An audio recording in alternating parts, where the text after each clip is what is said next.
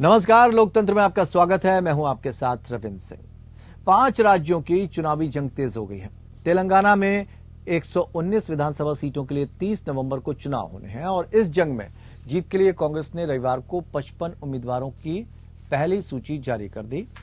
तो तेलंगाना में सत्तारूढ़ दल भारत राष्ट्र समिति यानी बीआरएस ने रविवार को ही अपना चुनावी घोषणा पत्र जारी कर दिया था। बीआरएस ने मैनिफेस्टो में जनता के लिए लोक लुभावन वादों की झड़ी लगा दी है। अब तमाम सियासी हलचलों के बीच सोमवार को बीजेपी की ओर से रक्षा मंत्री राजनाथ सिंह ने हुंकार भरी। हजूराबाद में रैली को संबोधित करते हुए राजनाथ सिंह ने तेलंगाना की केसीआर सरकार पर हमला बोला।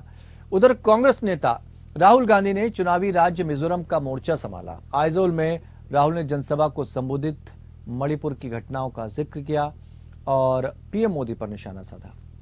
वहीं मिजोरम में 7 नवंबर को होने वाले मतदान से पहले सोमवार को कांग्रेस ने अपनी पहली सूची जारी कर दी। 40 विधानसभा सीटों वाले इस राज्य में कांग्रेस ने 39 उम्मीदवारों के नामों का ऐलान किया है। मिजोरम चुनाव में सत्तारूढ़ एमएनएफ के साथ जेडपीएम कांग्रेस और बीजेपी के बीच कड़ी टक्कर देखने को मिल सकती है। खबर देखते हैं, फिर चर्चा आगे बढ़ाते हैं।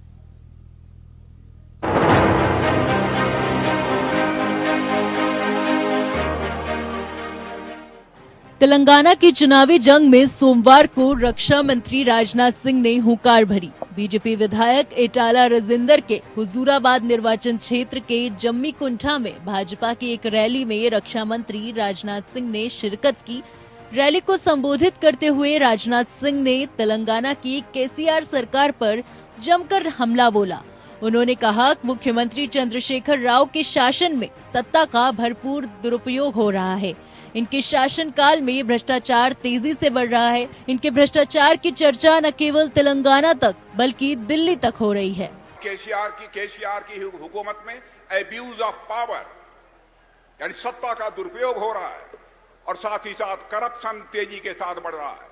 केसीआर जी, आप ये कहते हैं कि हमारे यहाँ कोई करप्शन नहीं है,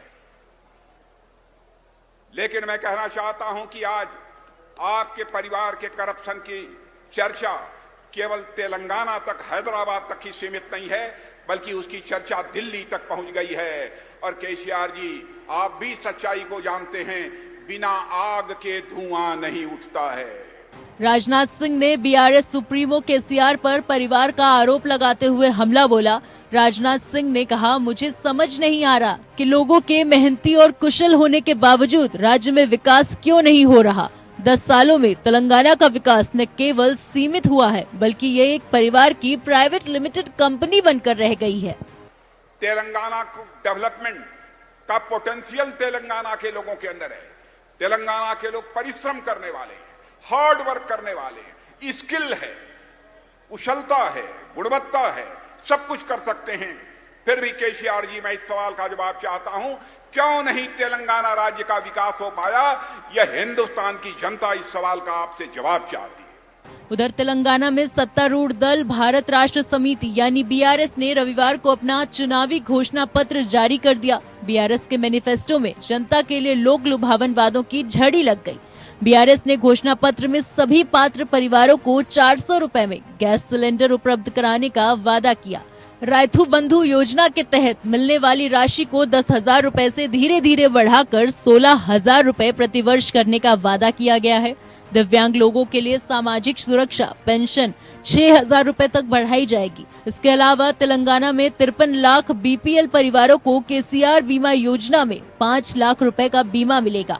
बीआरएस प्रति परिवार 10 लाख रुपए अनुदान की दलित बंधु योजना भी जारी रखेगी। मैनिफेस्टो के मुताबिक केसीआर आरोग्य रक्षा योजना और आरोग्य श्री भीम योजना का कवरेज बढ़कर 15 लाख रुपए होगा।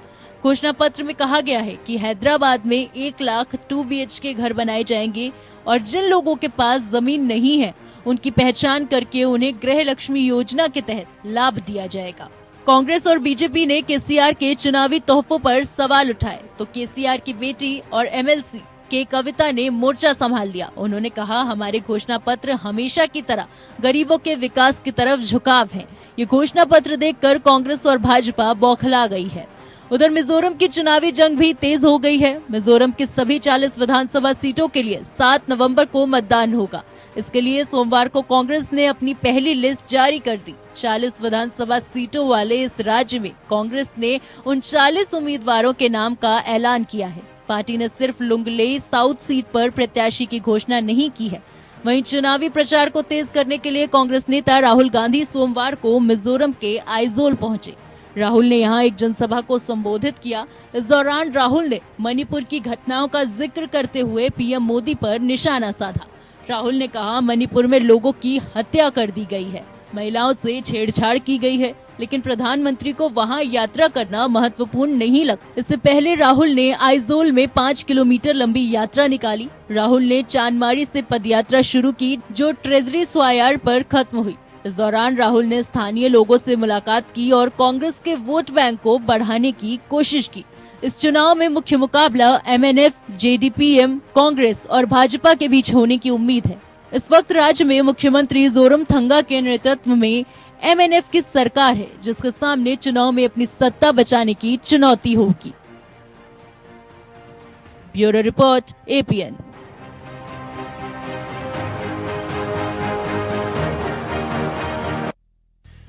तो 5 राज्यों के चुनाव है, 5 पर नजर बनी हुई है।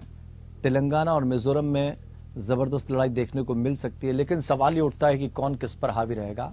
2 राष्ट्रीय पार्टियां लोकल स्तर पर अपनी पकड़ को किस तरह से मजबूत कर पाएंगी, वो भी बिना क्षेत्रीय दलों के, ये समझना होगा। क्योंकि अगर क्षेत्रीय दल पर ही आप निशाना साधते हैं तो किसकी संभावनाएं ज्यादा नजर आ रही हैं कि तेलंगाना या मिजोरम की जमीन पर वो अपनी सियासी खेती कर पाएंगे, इसको हम समझने की कोशिश करेंगे। 3 खास मेहमान हमारे साथ इस चर्चा में शामिल हैं। हमारे साथ स्टूडियो में इस वक्त मौजूद है रवि अरोड़ा, जो कि राजनीतिक विश्लेषक के तौर पर मौजूद हैं। सर, बहुत बहुत स्वागत है आपका। और राजनीतिक, जिनको हम विशेषज्ञ भी कह सकते हैं एक तरह से, क्योंकि प्रवक्ता हमेशा विशेषज्ञ ही होते हैं, रत्नाकर सिंह कांग्रेस प्रवक्ता हमारे साथ जुड़े हुए हैं, और अनिल गोयल भारतीय जनता पार्टी के नेता हमारे साथ जुड़े हुए हैं। और बहुत बहुत स्वागत करते हैं सर आप दोनों का भी। रत्नाकर जी, आपसे शुरुआत कर लेते हैं और समझने की कोशिश करना चाहेंगे हम कि बिना क्षेत्रीय दलों के इन 2 राज्यों में कैसे मजबूती होगी। राहुल गांधी अपनी बात कह रहे हैं और राजनाथ सिंह अपनी बात कह रहे हैं। देखिए रविंद्र जी, कांग्रेस पार्टी जो है वो 125 सालों से इस देश में सत्ता शासन में ही रही है और 125 साल पुरानी पार्टी जी। लोगों को कांग्रेस पार्टी के कार्य के बारे में और नीतियों के बारे में और विचारधारा के बारे में बताने की जरूरत नहीं है।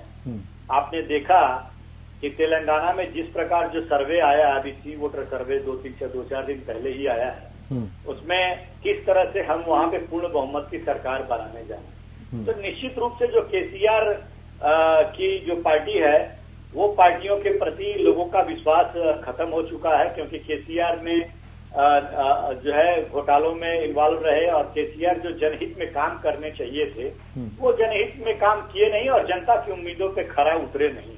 इसलिए जो है जनता उनको इस बार जो है नकार करके और कांग्रेस पार्टी को चुनने की कवायद करने वाली है। और राहुल गांधी सहित तमाम हमारे नेता जो है ये हम पूरी तरह से आश्वस्त है, जो वहां पे विजिट भी करेंगे अभी चुनाव के दौरान जो है वहां पे हम विजिट भी करेंगे और अपनी बातों को लोग जनता के तक पहुंचाएंगे भी और पहुंचाने का काम भी कर रहे हैं। वहां पे संगठन हमारा पूरी तरह से सक्रिय भी है और लोगों के पास जा भी रहा है। और तो कहीं न कहीं लोगों का विश्वास कांग्रेस पार्टी के प्रति बना हुआ है और हम निश्चित रूप से आने वाले समय में वहां पे पूर्ण बहुमत की सरकार बनाने की कवायद करेंगे। जी, अनिल गोयल जी, भारतीय जनता पार्टी किस मजबूती के साथ उतरेगी? आधार क्या होगा इन दोनों राज्यों में अपनी जमीन तलाशने के लिए? भारतीय जनता पार्टी निश्चित तौर पर अपने काम के आधार पर, और भारतीय जनता पार्टी निश्चित तौर पर देश के अंदर 9 साल के अंदर हमने पूरे देश का विकास किया है और हमारे लिए सबसे बड़ी बात ये है कि जनता पहले है। देश की जनता की सेवा करना हमारा सबसे पहला फर्ज है और इस नाते हम इस आधार पर जीतेंगे। और हमारा संगठन अपने आप में इतना मौजूद है कि संगठन के बल पर हम चुनाव जीतेंगे और हम जो कहते हैं वो करते हैं। आज देश की जनता इस पर विश्वास करिए कि भारतीय जनता पार्टी खोटे वायदे नहीं करती है, जो कहती है वो करती है और जो कर सकती है वही कहती है। आज बिल्कुल स्पष्ट तौर से तेलंगाना में इतनी मेहनती जनता है, ईमानदार जनता है, काम करने वाली जनता है, लेकिन आज फिर भी तेलंगाना क्यों पिछड़ा हुआ है, ये सबसे बड़ी वजह है। और उस वजह के अंदर निश्चित तौर पर जो पाया जाता है कि जहां पर परिवारवाद की पार्टियां होती हैं, चाहे वो कांग्रेस पार्टी भी परिवारवाद की पार्टी है, जो प्राइवेट लिमिटेड कंपनी के तौर पर काम करती है, जो परिवार को बचाना, परिवार को लाभ पहुंचाने का काम करती है। एक तरफ जनता उन पार्टियों की सत्ता देख चुकी है और एक तरफ जनता ने ये देखा है कि माननीय प्रधानमंत्री नरेंद्र मोदी जी ने इस पिछले 9-9.5 साल के अंदर जो देश का विकास करा है और जो पूरे विश्व में देश का परचम लहरा रहा है, तो निश्चित तौर पर तेलंगाना जनता इस बार बदलाव करेगी और भारतीय जनता पार्टी सरकार है। रवि अरोड़ा जी, जो स्थितियां हैं, भारतीय जनता पार्टी कह रहे हैं हम विकास के आधार पर वोट वसूलेंगे, लेकिन हम लोग कई बार चर्चा कर चुके हैं कि कुछ राज्य ऐसे रहे जहां पर भारतीय जनता पार्टी को वो कामयाबी हासिल नहीं हुई है और एक राज्य ऐसा भी है जहां पर आम आदमी पार्टी ने उसको चुनौती दे दी। ऐसे में दोनों के अपने अपने दावे हैं। क्या आपको जमीनी हकीकत लग रही है और क्या वो मुद्दे होंगे जो यहाँ की जनता के लिए ज्यादा अहमियत रखते होंगे?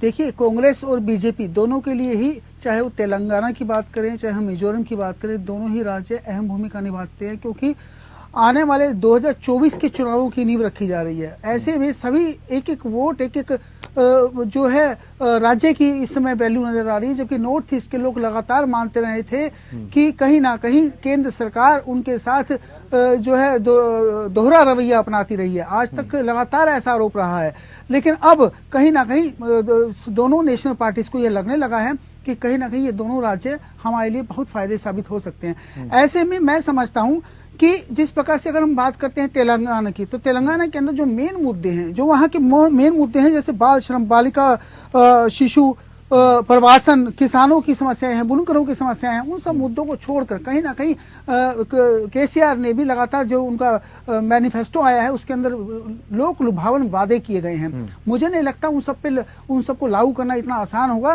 क्योंकि वो इतना उसके लिए एक बड़े बजट की जरूरत होती है और खासकर ये सब लोक लुभावनी वादे हैं, ये इनका कोई असर नहीं होना। लेकिन कहीं ना कहीं जनता के अंदर, क्योंकि वो एक राज्य ऐसा राज्य है कि बहुत ज्यादा विकसित नहीं हो पाया है अभी तक, तो ऐसे में कहीं, और खासकर जबकि भ्रष्टाचार के आरोप भी भारतीय जनता पार्टी लगातार लगा रही है बीआरएस पे, लेकिन मैं समझता हूं क्योंकि लोगों को जब ऐसे लोक लुभावने वादे मिलते हैं तो कहीं ना कहीं क्षेत्रीय पार्टी नेशनल पार्टी को पछाड़ सकती है।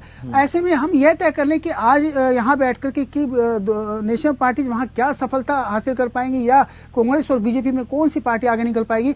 और यही बात हम करते हैं मिजोरम की, तो मिजोरम के अंदर जो लोकल पार्टीज है वही इस समय आज भी वही दबदबा मचाए हुए हैं, क्योंकि वहां पे शरणार्थियों की समस्या बहुत बड़ी है। वहां पे समस्या जो है वहां पे उन समस्या, क्योंकि पहाड़ी इलाके हैं, वहां पे जो समस्या है वो लोकल इश्यूज पे ज्यादा काम करती हैं और लोकल पार्टियों को ही जहां वहां ज्यादा तवज्जो दी जाती है। ऐसे में बेशक कांग्रेस पार्टी ने वहां पे अध्यक्ष बदला है और ऐसे में उम्मीद कर रही है कि कुछ हम नया कर सकते हैं, लेकिन मैं समझता हूं कि अभी मतलब दिल्ली दूर है और काफी मेहनत करनी पड़ेगी, क्योंकि टाइम बहुत थोड़ा बचा है। और खासकर मेन मुद्दा सिर्फ 2023 के चुनाव नहीं है, मुद्दा है 2024 का। नजर वहां पर है, लड़ाई 2023 की है। तो ऐसे में इसके साथ साथ ताकत भी देखी जाएगी ना, कि जो इनका इंडिया अलायंस बना है उस पर भी सबकी नजर आएगी। सबसे बड़ी बात यह है कि जोरम पीपुल्स मूवमेंट जो है इस समय बड़ा जोर पकड़ रही है और वो कड़ी टक्कर दे रही है एमएनएफ को और कांग्रेस को। और खासकर कांग्रेस बेशक से वहां टक्कर तो ले रही है, लेकिन मैं समझता हूं कि अभी यह तय नहीं किया जा सकता कि क्षेत्रीय पार्टियों का दबदबा वहां कम हुआ है, क्योंकि क्षेत्रीय पार्टियां लगातार दबदबा बनाए हुए हैं। ठीक है रत्नाकर जी, आपने सुना रवि अरोड़ा जी को, क्योंकि अगर क्षेत्रीय दल ज्यादा मजबूती में आ गए उनके वादों से, क्योंकि वो लोकल होते हैं, उनको पता है कि जनता की नस क्या है, वहां के लोगों की नस क्या है, और चूंकि इस वक्त तो प्रचलन होता है, जैसे जैसे चुनाव आता है वैसे वैसे मुफ्त की रेवड़ियां बांटी जाने लगती हैं। तो आप देखिए बीआरएस तो दनादन कॉपी पेस्ट मार रही है आपके ही एक तरह से मैनिफेस्टो को। निश्चित रूप से देखिए, सत्ता में बीआरएस है और सत्ता में रह के उन्होंने जनता के लिए क्या क्या काम किए हैं वो जनता भी देख रही है। और जो चुनाव के समय जो चुनावी वादे किए जा रहे हैं, जनता भी समझ चुकी है केसीआर की पार्टी को कि ये सिर्फ चुनावी वादे हैं और हकीकत में जनता को इसका कोई फायदा मिलेगा। सही बात भारतीय जनता पार्टी की, तो मैं एक चीज कह देना चाहता हूं, जो बड़े बड़े दावे कर रहे हैं तेलंगाना में सत्ता पे काबिज होने के लिए, मैं बता दूं कि रविंद्र जी की भारतीय जनता पार्टी का एक तरह से अस्तित्व वजूद जो है वो खतरे में आ चुका है साउथ, पूरे साउथ में। और कर्नाटक अभी हालिया जो है उदाहरण रहा है कि किस तरह से कर्नाटक की जनता ने इनको जहाँ पे एक मात्र सरकार इनकी बची हुई थी उसको भी दरकिनार कर दिया गया है। और मैं आपको बता दूं, कर्नाटक का असर जो तेलंगाना में 1001% पड़ने वाला है। कर्नाटका की जनता जो है वो तेलंगाना की जनता कर्नाटक की जनता से बहुत प्रभावित भी रहती है। तो निश्चित रूप से कांग्रेस जो है तेलंगाना में भी अपना वजूद बनाने वाली है। और रही बात ये भाई साहब कह रहे थे अभी कि हमने विकास किया और विकास के नाम पे हम जाएंगे और वोट मांगेंगे और विकास में और इनके सत्ता मिल जाएगी। देखिए विकास तो किया जरूर है इन लोगों ने, हाँ मैं मानता हूँ विकास किया है इन्होंने। चलिए पहली बार मान लिया आपने विकास किया है इन्होंने। नहीं हाँ मैं कहा किया, वही तो बोल रहा हूँ मैं। रविंद्र जी सुनिए, इन्होंने विकास किया है। हमारे और आपके घर के बजट में किचन का जो बजट होता है उसमें जरूर विकास कर दिया है। महंगाई पे चौतरफा विकास कर दिया है। बेरोजगारी जो है रत्नाकर जी में सबसे ज्यादा हो गई है। रत्नाकर जी वहाँ पे दिख रहा है। रत्नाकर जी एक मिनट, रत्नाकर जी सोशल मीडिया है आजकल सोशल मीडिया है। एक बयान राहुल गांधी का बहुत प्रचलित हुआ था, आलू डालो सोना निकालो। उतनी क्लिप काट के डाल देगी थी, आपकी भी ये क्लिप काट के डाल देगी तो क्या करेंगे आप? नहीं, लेकिन जनता को बाद में वो वेरीफाई भी होता है और जनता को पता भी चलता है कि ये किसकी कारस्तानी है और किस संदर्भ में बोला गया था। आज जनता देखिए नहीं, लेकिन जितनी बीजेपी मेहनत कर रही, क्योंकि सवाल ये होता है कि जब आपके और भारतीय जनता पार्टी के बीच में आपसी तालमेल को देखने की कोशिश की जाती है, जब तुलना की जाती है तो बात आके संगठन पर रुक जाती है। ऐसा नहीं है कि वो ये कहते हैं कि कांग्रेस मेहनत नहीं कर रही।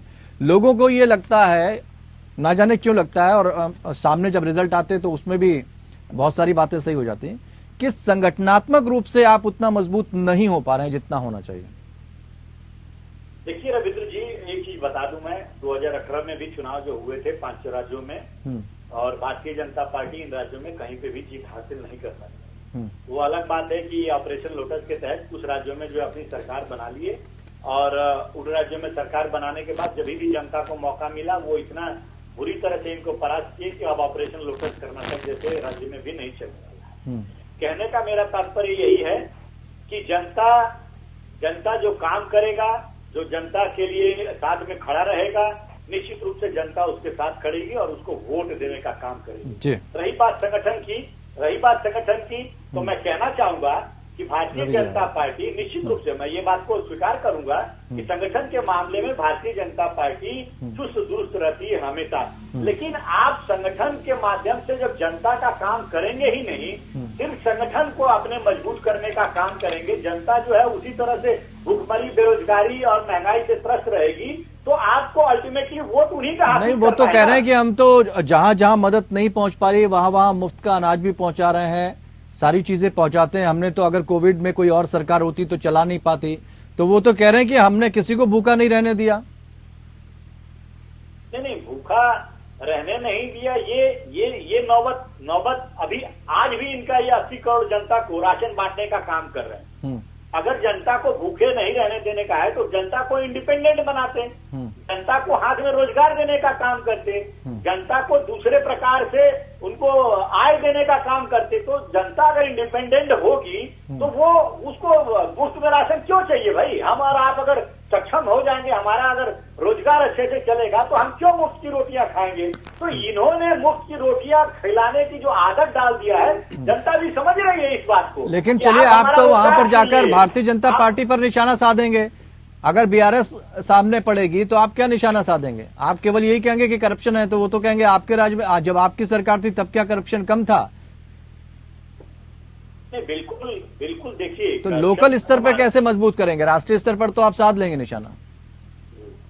देखिए, हम लोग लोकल मुद्दों पे भी लड़ाई लड़ेंगे। वहां पे लोकल मुद्दे हैं जो उन मुद्दों पे लोगों को राहत देने का जरूर काम करेंगे, चाहे किसान हो, चाहे हमारी माताएं हैं, चाहे शिक्षा में अवसर देने की बात हो, चाहे महिलाओं को आगे लाने की बात हो। निश्चित रूप से इन मुद्दों पे भी, लोकल मुद्दों पे भी वहां पे काम करने का प्रयास करेंगे, जैसा कि हम लोगों ने राजस्थान में भी किया है, जैसा कि हमने छत्तीसगढ़ में भी किया है, और हम कर्नाटक में जो भी हमने वादा किया है, वो जो 5 गारंटी देने की बात हमने की थी, वो 5 गारंटी हम वहां पे भी दे रहे हैं। और हम जिस राज्य में भी आएंगे वहां पे हम कह रहे हैं कि हम महंगाई से राहत दिलाने के लिए हम 500 का सिलेंडर भी देंगे, हम महिलाओं को 2000 का। चलिए, आप तो 500, बीआरएस तो करीब 400 पे देंगे। तेलंगाना और मिजोरम पर बात कर रहे हैं। जमीनी स्तर पर नेता खुद को कैसे मजबूत करेंगे? क्या वाकई भारतीय जनता पार्टी और कांग्रेस दोनों के पास ऐसे चेहरे हैं जो जमीनी स्तर पर मौजूद है, इसको हम समझने की कोशिश करते हैं। लेकिन उससे पहले हम अनिल गोयल जी से जवाब ले लें जो कुछ रत्नाकर जी ने भी कहा। अनिल गोयल जी, रत्नाकर जी कह रहे हैं कि भाई ऐसे गंभीर मुद्दे हैं जहां पर आप बिल्कुल शून्य नजर आए, जहां पर आपको कार्रवाई करनी चाहिए थी लेकिन कोई कार्रवाई नजर नहीं आई। कुछ गंभीर मुद्दे ऐसे थे जिन पर बोलना चाहिए था लेकिन कुछ सेकंड के लिए बोलकर पीएम जी चले गए। ये सब चीजें यानी राष्ट्रीय मुद्दे भी कहीं ना कहीं हावी होंगे और इसके साथ साथ लोकल मुद्दे भी हावी होंगे। आप क्या लेकर जाएंगे? आपके पास कौन से ऐसे नेता हैं जो यहाँ पर जो है झंडे गाड़ देंगे या कांग्रेस को चुनौती देंगे? मैं तो सिर्फ एक ही बात कहना चाहूंगा कि इनके असीम सपने हैं, देखने में कोई बुराई नहीं है। कांग्रेस निश्चित तौर पर ये मान चुकी है कि मेरे अंदर अकेले इतनी ताकत नहीं है कि मैं भाजपा को हरा सकूं। ये कांग्रेस ने स्वीकार कर लिया कि मैं अकेली भाजपा को नहीं हरा सकती और भाजपा को हराने के लिए जितने भी परिवारवादी पार्टी हैं, जितनी भी भ्रष्ट पार्टियां हैं, वो सब इकट्ठे हो जाएं। आज लड़ाई भ्रष्टाचार और ईमानदार के बारे में है। आज लड़ाई परिवारवाद गैर परिवारवाद की बात है। आज लड़ाई विकास की बात है और आज बुझा रहा है कि भारत को कितना पीछा कर दिया उसकी बात है।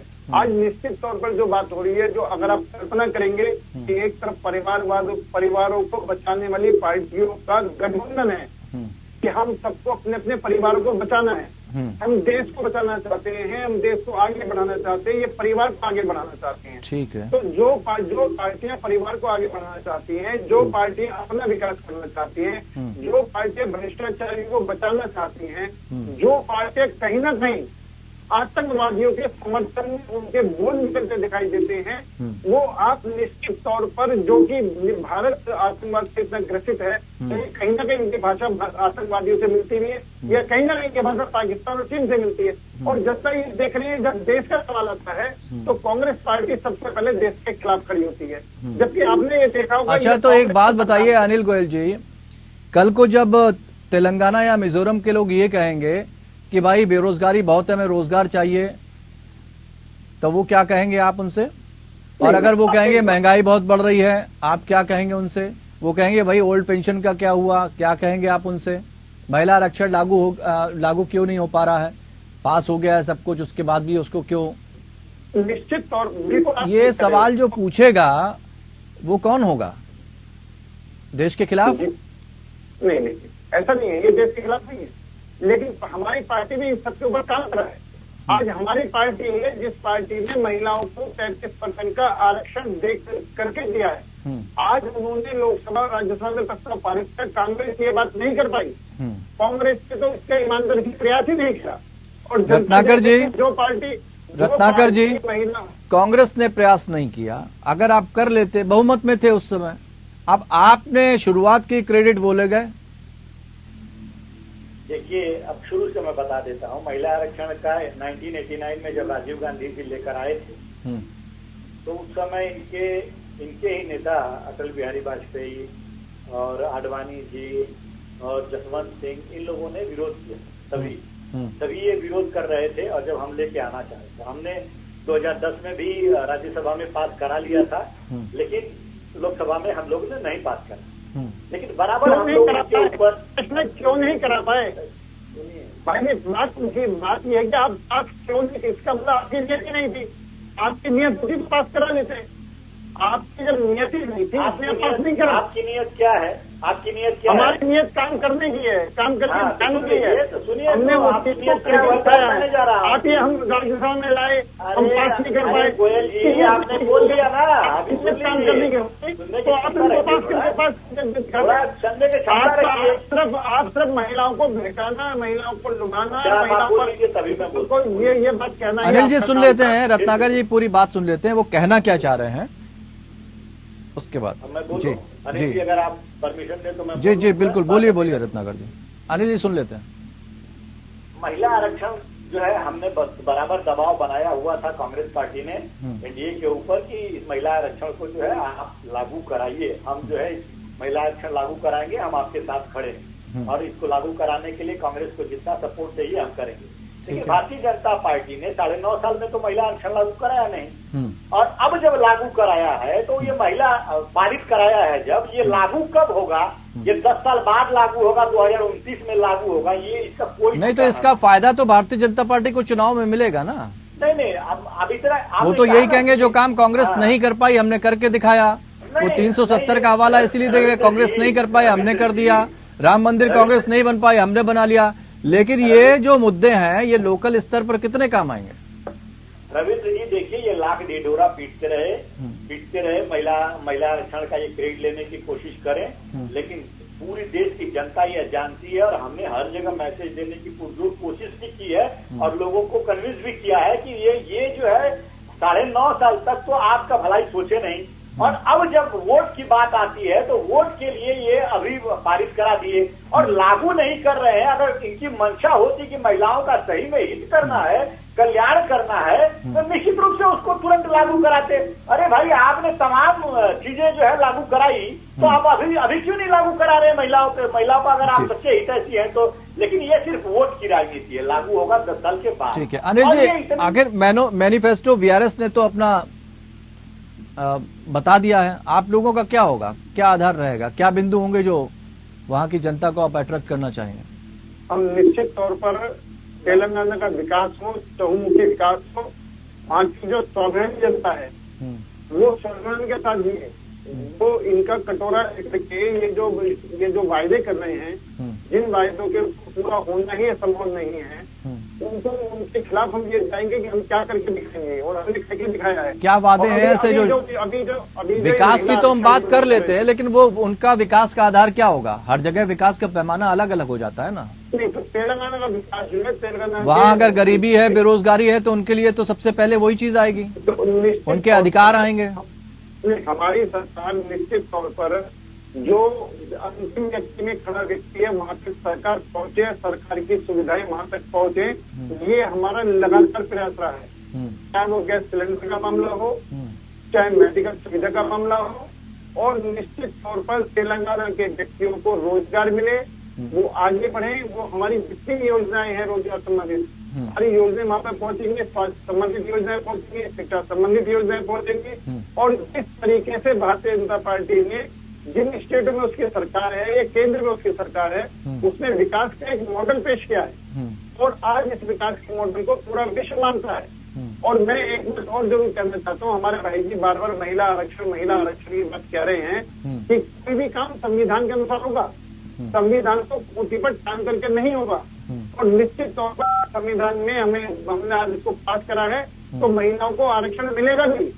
लेकिन इनकी जो समाजवादी पार्टी है जिसने पिछले बार आरक्षण में विरोध करा, वो इनकी गठबंधन की सहयोगी पार्टी है, ये आज भी ये बात कहने के लिए तैयार नहीं है कि जो एसपी ने भी विरोध करा था, महिला आरक्षण विरोध था, उनने जो बिल फाड़ कर फेंका था, आज के साथ नहीं तो ये पुराने मुद्दे कब तक उठाते रहेंगे? उसके आधार पर कांग्रेस को कब तक कोसते रहेंगे? रविंद्र जी मैं इनकी बातों को स्पष्टीकरण कर दूं। जी मैं आता हूँ, 1 मिनट आता हूँ आपके पास। निश्चित रूप से उस समय आरक्षण का जो मुद्दा चला था, उस आरक्षण को मुद्दे को हम लोगों ने स्वीकार नहीं किया कि आरक्षण में भी आरक्षण का मुद्दा नहीं होना चाहिए। उस समय की परिस्थितियां अलग थी और आज जब हम इसको 13 साल के बाद जब लागू करने की बात आती है तो हम इस चीज को मानते हैं। जैसे जातीय जनगणना में हम मानते हैं कि पिछड़ों का भी संख्या मालूम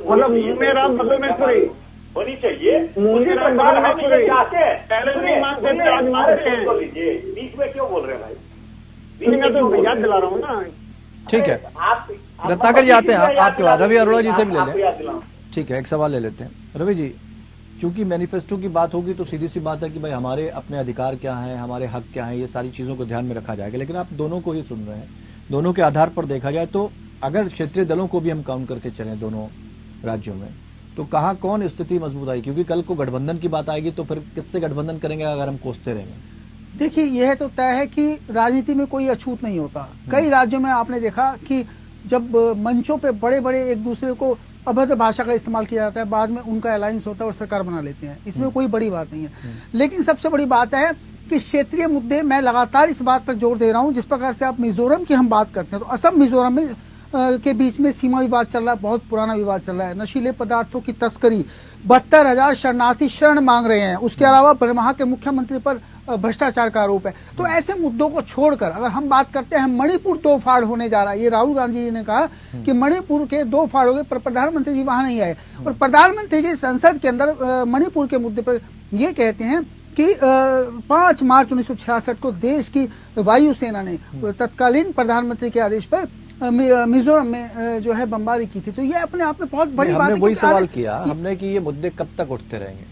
बिल्कुल आप पुराना कोई मुद्दा ले आओ, उसके बाद बोलते रहो भाई जनता को अभी रोटी चाहिए, जनता को अभी रोजगार चाहिए, जनता को अपने बच्चों का भविष्य दिख रहा है। तो क्या हम उन मुद्दों पे बात करना पसंद नहीं करते हैं क्या? मैं वही बताना चाहता हूं, जब तक हम क्षेत्रीय मुद्दे तेलंगाना की जब हम बात करते हैं, छोटे छोटे मुद्दे हैं, बहुत गरीबी है वहां पे और बहुत काम करने की जरूरत है, लेकिन उस पर बात नहीं की जाएगी। बात कहीं ना कहीं होती है। अभी तक बेशक से मंचों पर यह बात नहीं हुई, लेकिन आने वाले टाइम में आप देखेंगे कि फिलिस्तीन और इजराइल की लड़ाई का भी कहीं ना कहीं इफेक्ट देखने को, जिस प्रकार से ओवैसी साहब लगातार भड़क रहे हैं। तो मैं समझता हूँ ये सब मुद्दे कहीं ना कहीं देश की राजनीति को गलत दिशा में ले जाते हैं और उसका सही ट्रैक पर लाने की बजाय, क्योंकि जो काम होने चाहिए, जो जनता के काम होने चाहिए, उसकी बजाय रेवड़ियां बांटने से देश के अंदर विकास नहीं हो सकता। और वहां की जनता जब तक यह नहीं समझेगी तब तक इसका कोई रिजल्ट आने वाला नहीं है। तो मैं समझता हूँ कहीं ना कहीं जो नेशनल पार्टीज हैं उनको उन मुद्दों पे ही बात करनी चाहिए, क्योंकि रीजनल पार्टियां तो करती हैं, रीजनल पार्टियां तो सत्ता में आने के लिए बहुत कुछ बोलेंगी और बहुत सारी रेवड़ियां बांटियां काम करती हैं। कई सरकारें कर रही हैं, ऐसा कोई ये नया नहीं है, खासकर दिल्ली से चलन शुरू हुआ, अब कई राज्यों में चल पड़ा है।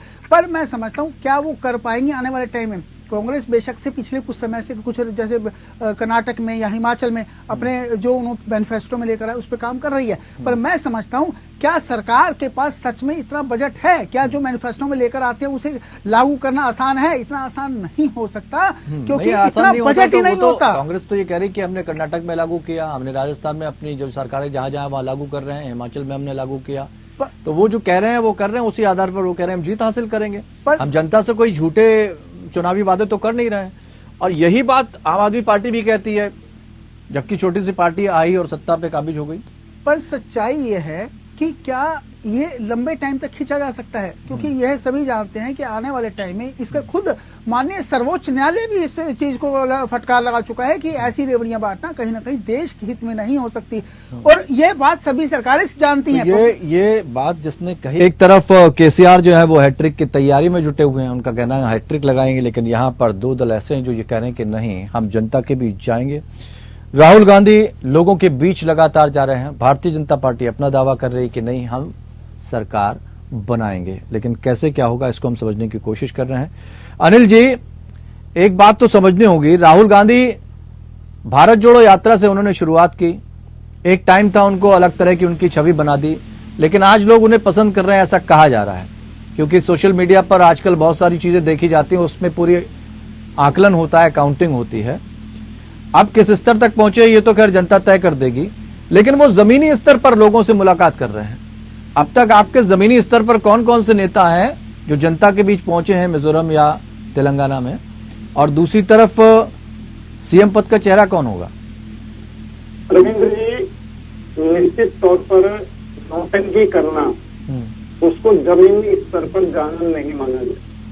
अच्छा। अभी जगह जगह पर नोटंकी कर रहे हैं, नोटंकी करके फोटो सेशन कर रहे हैं, और फोटो सेशन करके इसको जमीनी स्तर पर जाना वाली बात नहीं है। आज अगर जमीनी स्तर पर गया हुआ है तो हमारा भारतीय जनता पार्टी कार्यकर्ता गया, जो आज घर घर भारतीय जनता पार्टी कार्यकर्ता पर काम कर रहा है, उसको जमीनी स्तर की बात कहते हैं। ये एयर कंडीशन में बैठ करके प्लानिंग बनाने वाले या नोटंकी करने वाले, ये स्थिति तो पलट चुकी है ना सर, ये तो स्थिति पलट चुकी है। अगर ट्रेन के लोकल कोच में राहुल गांधी जा रहे हैं तो ये भी नाटक है। अगर वो जनता को या किसी बच्चे के साथ बच्चे को गोद में उठाकर चल रहे हैं तो वो भी नौटंकी है। तो ये जमीनी स्तर पर 1-to-1 मुलाकात करके ट्रक चालकों के साथ बैठकर बातें कर रहे हैं, ये सारी चीजें नौटंकी हैं। रविंद्र जी, एक बात बताएं, हम कोविड काल के अंदर आप फुटपाथ पर बैठे हो, ये कोविड काल पर फुटपाथ पर बैठने से कोविड काल के समाधान होने का आप पीछे का विरोध कर रहे हो। आप जब देश को जिस चीज की आवश्यकता, नहीं, हमने तो अभी बात की जिस तरह से मिजोरम में, जिस तरह से राहुल गांधी जमीनी स्तर पर यात्रा कर रहे हैं, लोगों के बीच जा रहे हैं, आपके कौन कौन से नेता ऐसे जा रहे हैं? जहाँ तक जमीनी स्तर पर बात है, हम जमीनी स्तर पर काम कर रहे हैं। हम जमीनी स्तर पर विकास कर रहे हैं। आज देश की सड़कें देखें, आज देश की रेलगाड़ियां देखें, आज देश नहीं जो तो है, मिजोरम तेलंगाना देश से अलग हो जाता है। नहीं, तेलंगाना देश में होगी, तेलंगाना के अंदर देश चल रही है, लेकिन आज आप ये देखें कि हम अभी तक हर चीज आयात करते थे। आज हम नहीं तो आप कह रहे हैं गैस का सिलेंडर, हम गैस के सिलेंडर को लेकर बात कर रहे हैं, तो भाई महंगाई बढ़ी क्यों? महंगाई को लेकर तो आप सत्ता में भी आए थे, लेकिन इतनी महंगाई बढ़ गई। आज जब दूसरे दल कह रहे हैं, क्षेत्रीय दल भी कह रहे हैं और कांग्रेस कह रही है, आम आदमी पार्टी कह रही है कि हम दाम कम करेंगे, तो आप भी कह रहे हैं कम कर रहे हैं। अरे कम कर रहे थे तो पहले हो जाते। की बात करें तो इनकी सरकार, इनके मंत्री जब कांग्रेस सरकार थे, कांग्रेस के मंत्री थे, जब 900 रुपए उसका सिलेंडर था तो कहते थे 900 रुपए सिलेंडर महंगा नहीं है। आज इनको 900 रुपए सिलेंडर महंगा दिखाई देता है। 900 का सिलेंडर तो 5 कदम आगे जाके 1 कदम पीछे खींच लें, इतना कितना सही है। रविंद्र जी, अभी थोड़ी देर पहले मेरे भाई स्वीकार कर चुके हैं कि महिला आरक्षण पर पहले हम उसके विरोधी थे, आज हम उस बात के समर्थक हैं। यानी जब इनकी सरकार होती है तो ये कुछ और कहते हैं। अच्छा, सीएम पद का चेहरा कौन होगा यहाँ पर तेलंगाना में? हेलो, सीएम पद का चेहरा तेलंगाना का जहाँ तक तेलंगाना का विषय है, निश्चित तौर पर हमारे भारतीय जनता पार्टी का एक एक कार्यकर्ता सीएम की कोई सीएम बनना बहुत बड़ी बात नहीं है। हम चुनाव लड़ करके जो हमारे विधायक जीतेंगे वहाँ पर हमारा सीएम को रत्नाकर जी, आप बताइए सीएम पद के चेहरे कौन से होंगे आपके यहाँ? क्योंकि आपको भी एक ऐसा नेता चाहिए होगा ना जो जमीनी स्तर पर मजबूत हो, लोगों के बीच जिसकी पैठ हो, लोग जिसे पसंद करते हैं। निश्चित रूप से रविंद्र जी, देखिए राजस्थान में हम लोग गहलोत जी के नेतृत्व में वहाँ पे चुनाव लड़ रहे हैं। मध्य प्रदेश में जो है हम कमलनाथ जी के नेतृत्व में चुनाव लड़ रहे हैं। छत्तीसगढ़ में हम भूपेश बघेल जी के नेतृत्व में चुनाव लड़ रहे हैं। बाकी राज्यों में हमारी सरकारें नहीं है, लेकिन निश्चित रूप से जब हम वहाँ पे चुन के आएंगे तो हम एक सीएम कैंडिडेट जरूर देंगे। लेकिन मैं ये पूछना चाहता हूँ, रेवंत रेड्डी का नाम बड़ा चर्चा में है इस समय। हाँ जी, मैं बिल्कुल चर्चा में नाम बहुत सारे आएंगे और हम निर्णय भी लेंगे, जब जीतने के बाद हम निर्णय भी लेंगे उस पर। लेकिन मैं पूछना चाहूंगा, क्या भारतीय जनता पार्टी शिवराज सिंह को अपना सीएम फिर मानती है? क्या भारतीय जनता पार्टी वसुंधरा राजे को अपना सीएम फिर मानती है? नहीं, बिल्कुल। आज इनके पास इनके लाले पड़े हुए हैं कि कौन इनका सीएम फेस होगा, इसलिए इनको कैंडिडेट भी नहीं मिल रहे हैं और केंद्रीय मंत्रियों को लाकर चुनाव लड़ाना पड़ रहा है।